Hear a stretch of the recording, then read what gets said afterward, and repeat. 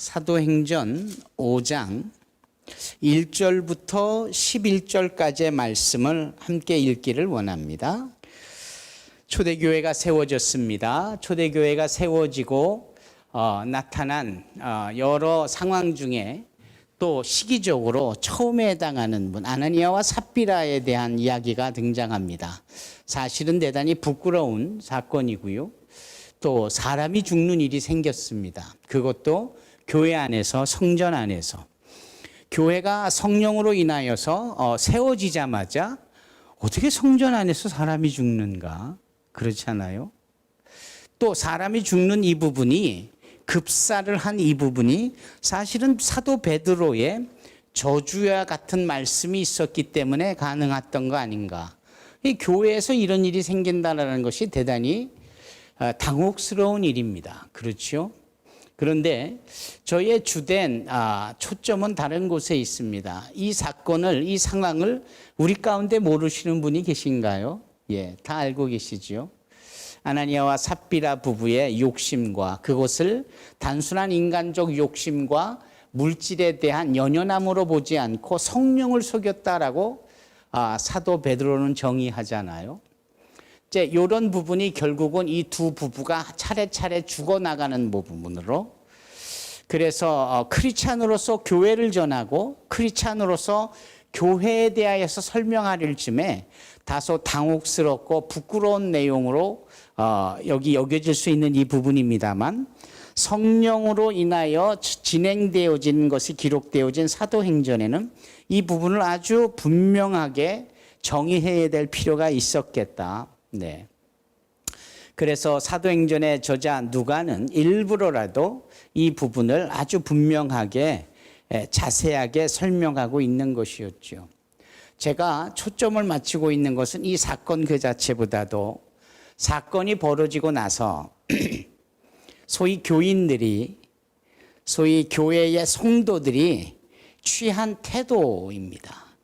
그것을 저는 초점을 맞추고 싶은데, 여기에 교인들의 태도는 대단히 미온적이었고 당황스러워하면서 어찌할 바 알지 못했다라는 측면으로 우리는 해석할 수 있습니다. 다만 여러분들과 같은 젊은 형제 자매들이, 이 젊은 성도들이, 여기 6절에 보면 젊은 사람들이 일어나 이렇게 말씀하고 있잖아요.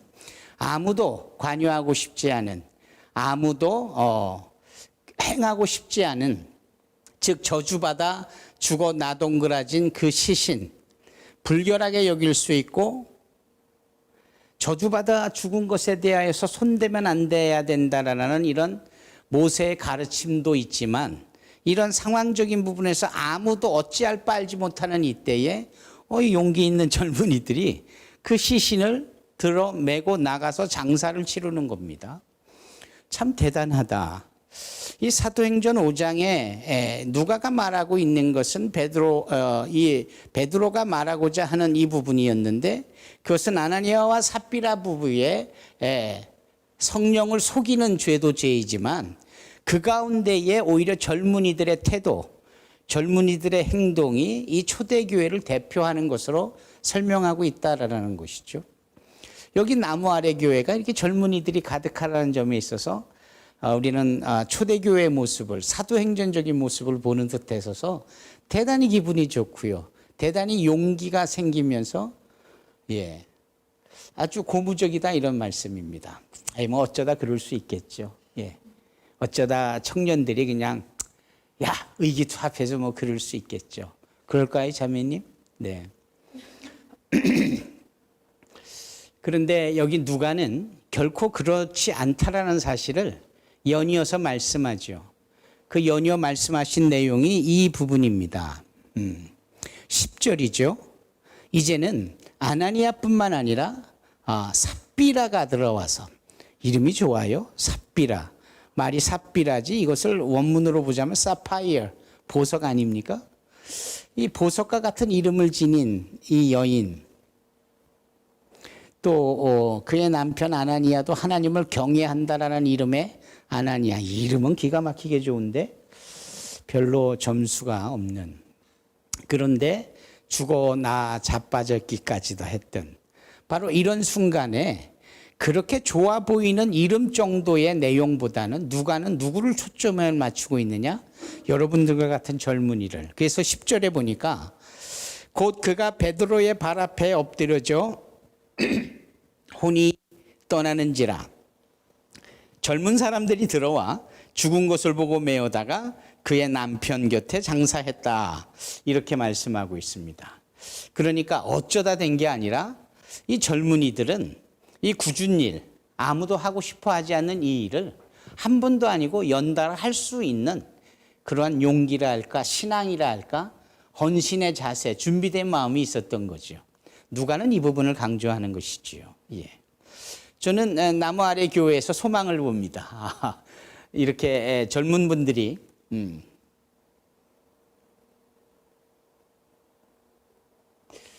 TGIF라는 거 단어 아십니까? Thank God it's Friday. 야, 이 금요일이다. 이제 놀자. 불금이다. 막 이럴 수 있는 이때에 다 뒤로 한 채 이 하나님의 전에 나오는 거. 야, 이게 보통 일이 아니거든요. 여러분들이 그런 일들의 주인공이라는 사실. 그런 분들이 이렇게 남들이 하고 싶어 하지 않는 굳은 일이라고 멀리하는 이런 일들을 내가 하겠습니다. 우리가 하겠습니다. 적극적으로 나서서 참여할 수 있는 모습이 이 초대교회의 모습이었고 사도행전적인 모습이었고 우리는 그 부분을 이 사도행전 5장에서 확인하는 겁니다. 교회 안에서 어떤 일이 하기에 즐거울 일이고 또 어떤 일이 그렇게 하기에 꺼려지는 일일까라는 것이죠. 여러분, 선교가 교회의 본질이라는 사실은 우리가 너무나도 잘 알고 있습니다. 따라서 모든 교회의 본질은 여러 가지로 설명될 수 있지만 교회가 해야 될 본질 중에 하나가 선교라는 사실은 너무나도 분명하죠. 네. 그래서 선교라는 측면에서 우리는 생각해 볼 필요가 있습니다. 어렵고 힘들어지는 이때에 선교가 많이 위축될 수 있어요. 그리고 더 이상 선교에 대하여서 관여하거나 참여할 수 없는 상황이 코로나로 인하여서 도래된 듯 싶습니다. 그럼에도 불구하고 우리는 선교에 열정을 가져야 하고 더더욱 선교하는 교회가 되어야 합니다. 선교를 위한 성도로서의 신앙가짐, 몸가짐 이런 것들이 갖춰져 있어야 하는 거죠. 아마 이런 부분에 있어서 일반 성도들이 꺼려할 수 있는 선교적인 명제를 여전히 우리 나무 아래 교회의 청년들이 바로 이 사도행전 5장에 등장하는 초대교회 청년들과 더불어 오버랩되어져서 오늘날 일반 성도들이 꺼려할 수 있는 선교에 과감한 참여와 그 일을 주도해야 될 필요가 있겠다. 결국은 오늘 나누고자 하는 말씀의 핵심이 이것입니다.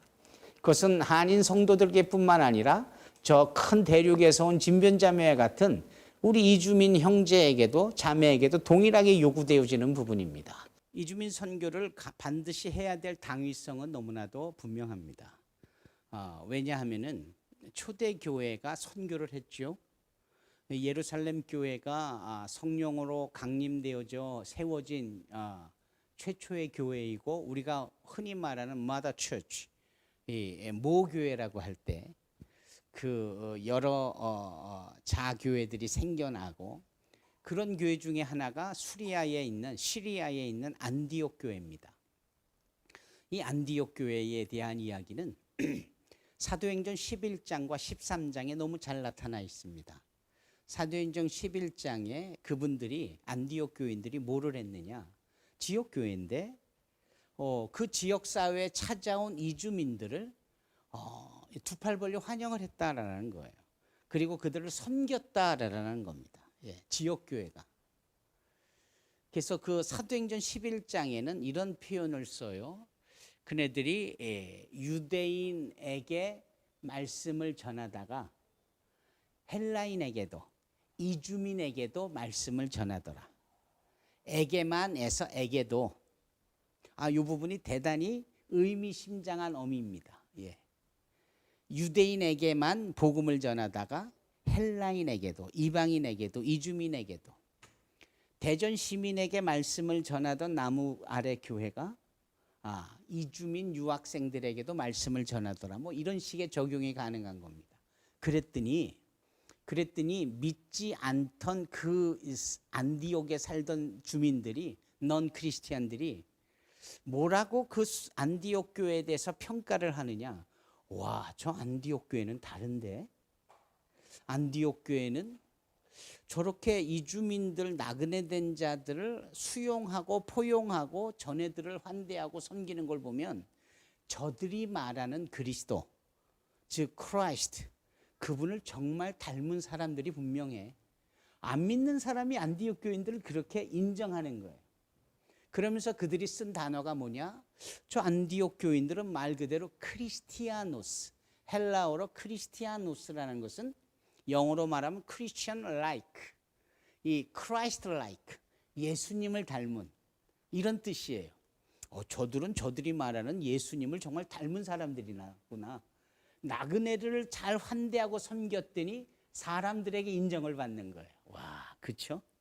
나무 아래 교회가 그렇게 대전에 와 계신 이주민들, 이 지역사회에 있는 이주민, 특히 유학생들을 정말 잘 섬겨서 그렇게 지역 주민들에게 인정받기를, 칭찬받기를 주님의 이름으로 축원합니다. 네. 그러더니 사도행전 13장에 가보니까 어떤 일이 있느냐. 거기에 안디옥 교회의 리더십이 등장하는데 누가가 사도행전을 기록한 저자잖아요. 누가가 5명의 소위 리더십을 언급을 해요.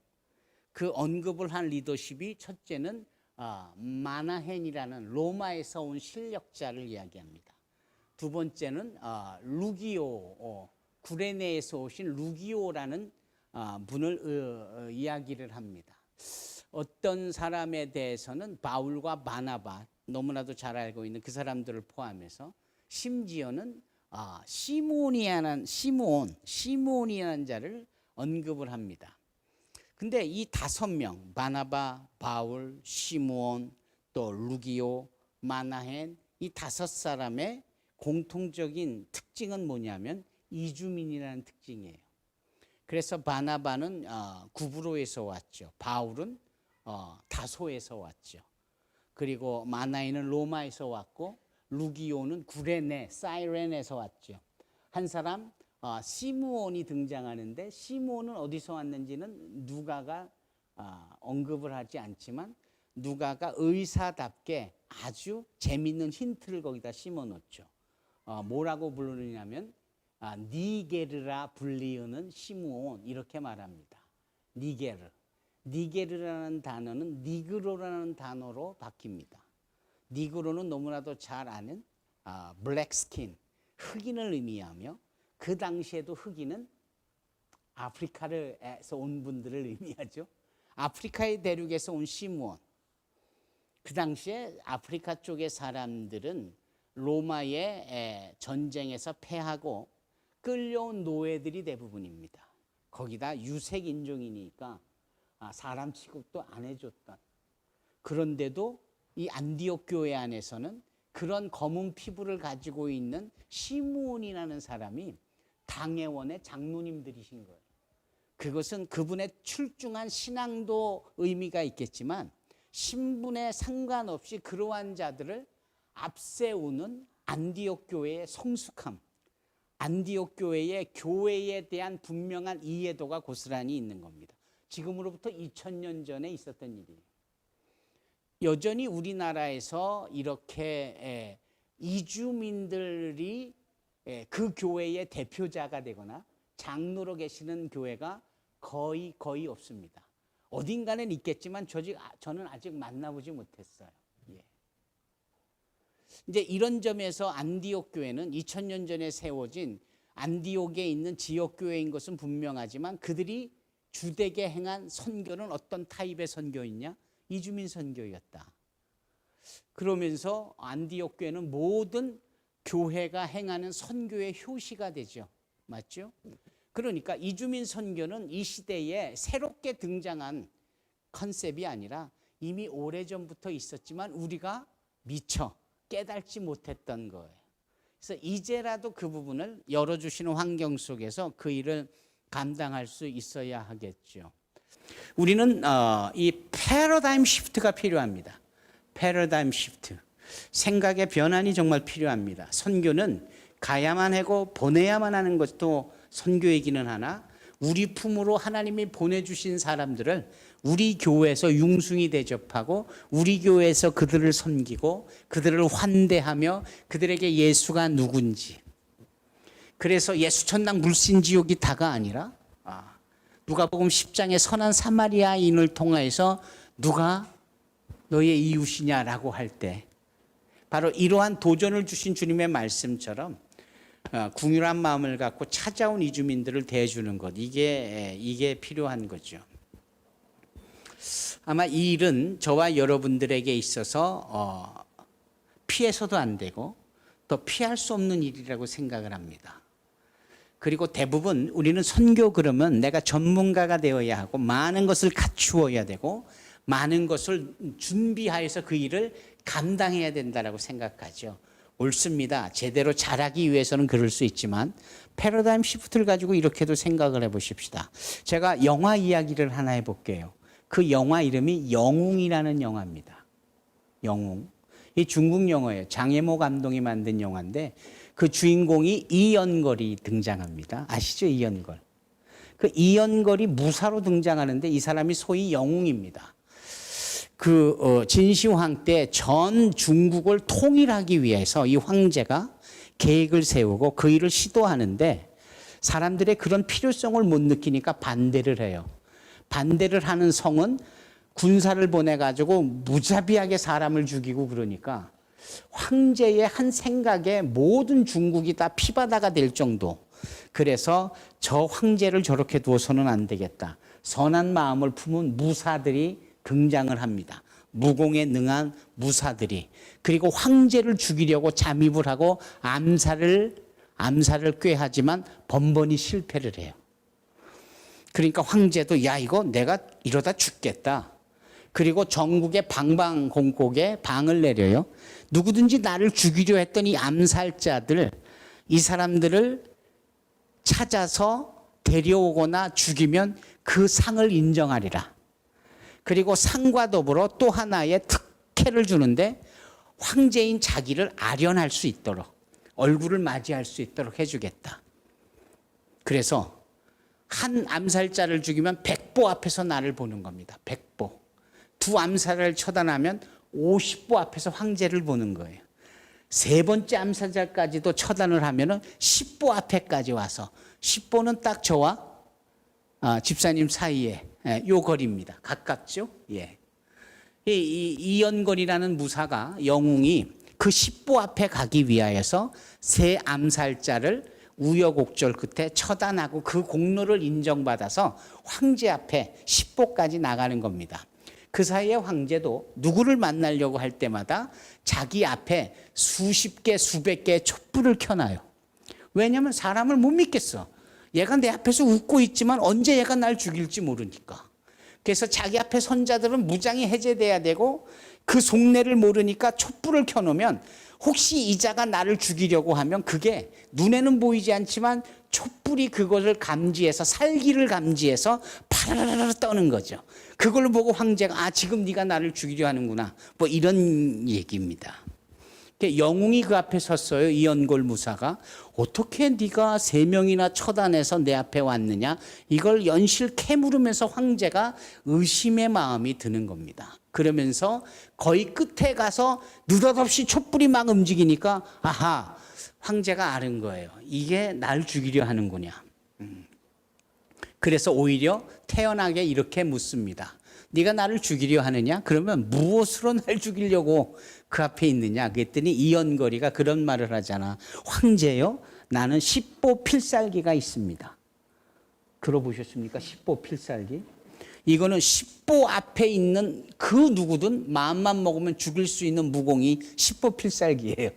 그래서 자기는 10보 앞에 오기를 그렇게 원했던 거고 10보 앞에 있는 황제요. 당신은 이제 나에게 죽은 목숨이다. 이렇게 얘기가 되는 거죠. 황제가 무엇으로 나를 죽일래? 그랬더니 여기에서 제가 강조하는 내용인데요. 황제요, 황제의 허리춤에 황제의 칼이 있지 않습니까? 내 손에는 아무것도 없지만 십보 앞에 있는 당신의 허리춤에 있는 당신의 칼로 당신을 죽일 수 있다, 이 얘기거든요. 기가 막히지 않아요? 예. 성경에 보면은 다윗과 골리앗의 이야기에서 우리는 비슷한 내용을 봅니다. 그 비슷한 내용이 이런 내용이죠. 골리앗 거인과 싸우려고 했던 다윗이 준비한 건 고작해 자기의 손에 익숙한 물매, 그리고 혹여라도 실수하면은 재차 던질 수 있도록 돌을 5개 정도 준비하는, 그게 다윗에게는 최선이었어요.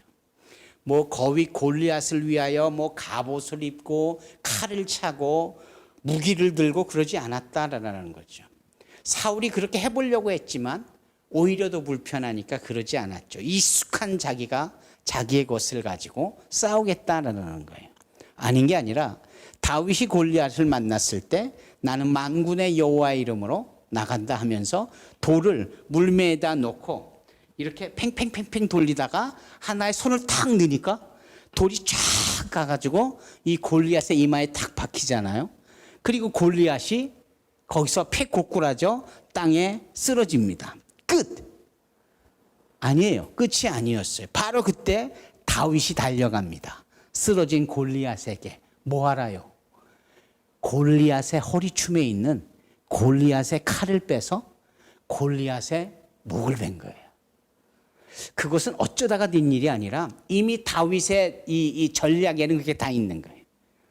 나는 목동으로서 돌밖에 못 던져. 칼을 내가 쓸까? 칼도 없잖아. 그런데 골리앗은 있잖아. 그러면 이 물매로 골리앗을 넘어뜨리고 그 골리앗이 갖춘 칼로 골리앗의 목을 벤다. 끝! 이 진짜 끝인 거죠. 다윗이 그렇게 이겼잖아요. 성경이 우리에게 뭘 말씀하고 있는 겁니까? 우리는 너무나도 많은 것을 준비하고 갖추고 익히려 하고 있고 뭐 그렇다라는 거예요. 아니에요. 우리가 할 수 있는 것. 그렇죠? 저희는 지난주에 이스라엘 예루살렘에 계시는 유병성 선교사님이라는 그분이 히브리 대학교에서 공부도 하고 계시고 고고학 역사학으로 대단히 뛰어난 전문가로 알려진 분이에요. 그래서 성지 순례할 때마다 늘 가이드를 하셨던 분인데 지금 뭐 이스라엘도 완전히 록다운 아닙니까? 성지 순례 프로그램도 못하고. 그래서 그 유병성 선교사님도 예루살렘이 지금 온도가 42도인데 바깥에도 못 나가고 집에만 계시는 거예요. 이제 그분에게 3일 동안 줌으로 우리가 말씀 사경회를 했어요. 그 말씀 사경회를 할 때 그분이 이제 주로 하신 말씀이 바로 그런 부분이에요. 아무것도 아닌 여성이, 가정주부가 큰 일을 해내는 거. 예를 들면 야엘이라는 여인이 평소에 장막을 치며 말뚝을 박던 그 정도 일을 했던 이분이 시스라라는 장수를 어떻게 해요? 잠들게 하고 머리에 말뚝을 박아 죽게 했다. 평소에 하던 일.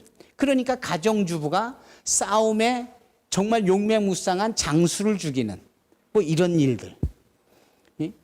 이 아비가일이라는 여인이 무식하고도 어리석은 자기 남편 나발이 다윗에게 다 죽게 생겼을 때 그 아비가일이 다윗을 찾아가서 그 다윗을 어떻게 해요? 평안의 이 싸게로 오히려 이 예루살렘을, 이 가정을 지켜내도록 다윗을 설득하는 이런 일들이 있는 것을 말씀을 해줬는데 참 감동을 받았어요. 결국은 우리가 무엇인가 갖추어야, 무엇인가 많은 것을 해야 무엇을 할 수 있다라기보다 하나님이 주신 것을 가지고 할 수 있는 것, 내가 기도할 수 있다면, 내가 젊은이들을 격려할 수 있다면, 또 젊은이들은 아까 말씀한 것처럼 의기투합해서 힘을 낼 수 있는 이런 걸로도 얼마든지 여기 사도행전에 기록될 만한 놀라운 일들을 할 수 있겠다 싶은 거죠. 사도 바울이 자기 제자격인 디모데에게 그런 말을 했습니다. 그런 말을 한 게 아니라 축복을 해요. 이제 자기를 대신하여서 사역을 하게 될 디모데를 위하여 간절히 기도하는데 어떤 기도를 하느냐 하면은 하나님 이 디모데에게 능력도 주시고 은사도 주시고 그래서 사역을 잘 감당하게 하옵소서라고 기도하지 않아요. 오히려 그의 기도를 이 디모데후서 1장을 보면 이렇게 기도해요. 하나님께서 이 디모데에게 젊은 디모데에게 주신 은사를 이미 주신 은사를 어떻게 해요? 부릴 듯하게 해달라고. 이 부릴 듯하다라는 이 단어는 스튜럽이라는 단어예요. 그래서 이게 물이 아니고 커피라고 할 때 지금 이렇게 저 마시라고 갖다 놨지만 제가 마시지 않고 오랫동안 놔두면 이 커피가 이렇게 가라앉잖아요.